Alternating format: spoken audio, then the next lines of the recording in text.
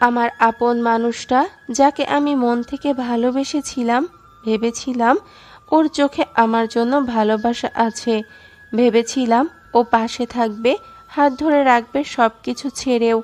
কিন্তু আমি ভুল ছিলাম। ওর ভালোবাসা শুধু কথায় ছিল, অভিনয়ে ছিল, আর ছিল আমার শরীরের প্রতি লোভে।